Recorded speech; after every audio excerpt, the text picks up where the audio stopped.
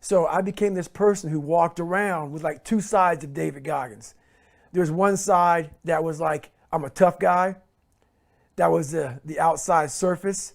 But on the inside, I was the kid that was just hurting, that needed all kind of help, but no one knew it. Right. I never talked about it because why? That showed weakness. And my mom didn't need to hear it. At least that's what I thought. So, for me to come out and be this vulnerable, because everybody thinks I'm Superman. So I wonder why. yeah, everybody thinks I'm Superman. So I had to tell them the truth, and the truth is very important. And for me, a lot of years of my life growing up, I lied a lot because didn't have a lot of friends, felt socially just all kind of awkward. I was hiding all kind of stuff. So you do whatever you can to create another human being that's acceptable, that you think is acceptable in society. And when I did that, all that came out was a bunch of shit, a bunch of lies, a bunch of filth, a bunch of nothing. So for me to come out and write a book about the real David Goggins, it was tough. It was tough, but that's the only way. If I want to help people out, the only way I can cut to the surface is say, look, guys, gals, whoever's reading this book, I am where I am now. You guys see this. And it would have been very easy to write a book about the hero, David Goggins, but the hero's not me. The hero is the person reading the book. But I had to tell them where I came from to give people hope that, wow, that's where he came from. He came from all these fucked up obstacles and now he's there. I want to give people that kind of hope. So that's why it was tough, because to give people hope, I had to take myself to the sewer to show people, hey, I come from hell. I come from hell. And a lot of it I created, not just society. Yeah, society helped me out, but I created a lot of the hell that I had to go through.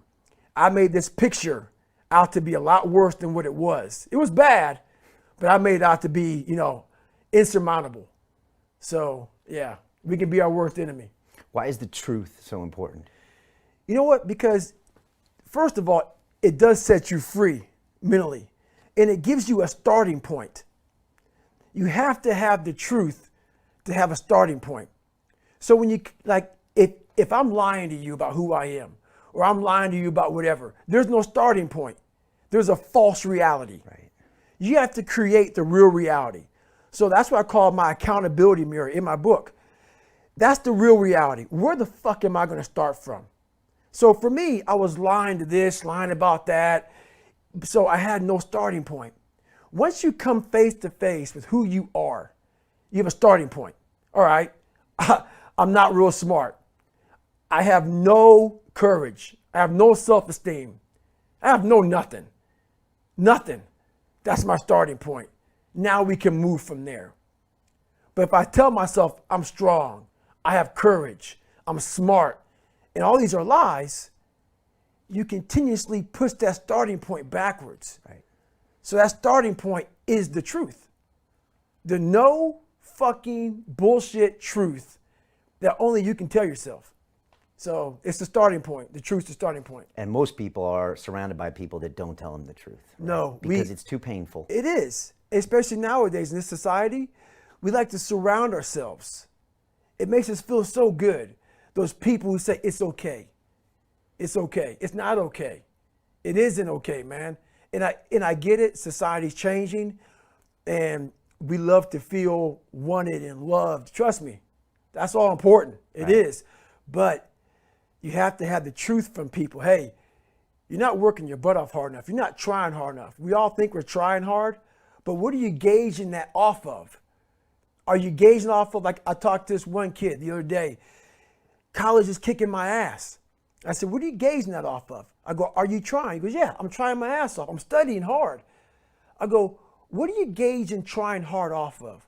Well, in high school, I didn't have to try at all, and I made great grades. In college, I'm trying hard. You're trying hard compared to what you did in high school, which was it came easy to you. So your reality is something that you created off of something easy. So you trying hard is 2 hours of studying. I'm going to tell you a difference in trying hard and trying hard. Trying hard is something in your mind just doesn't stop. where we know 2 hours isn't enough. So it's all about, reality and what you're basing things off of. And most people quit at 40%. Yes. That's one of your most famous lines. Yes. I was hearing that years ago coming Yes. from you. And so when we're saying I'm trying hard, when you look in that accountability mirror, you need to look right in your eyes and say, who am I fucking bullshitting, right? Right. Because most likely you're at 40% or less. Right. Much less. Much less. Because even though the 40% rule came up years later, when I was 297 pounds and I was fat as hell trying to be a Navy SEAL, the scariest thing in the world to me, even to this day, was that could have been the rest of my life. I thought then I was trying hard. That's the scariest thing in the world.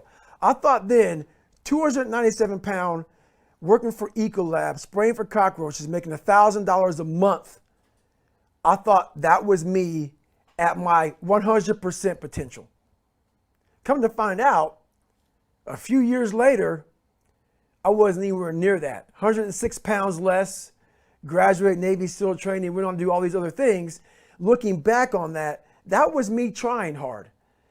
That's why people got to understand what is in us. We have no idea until we start trying hard.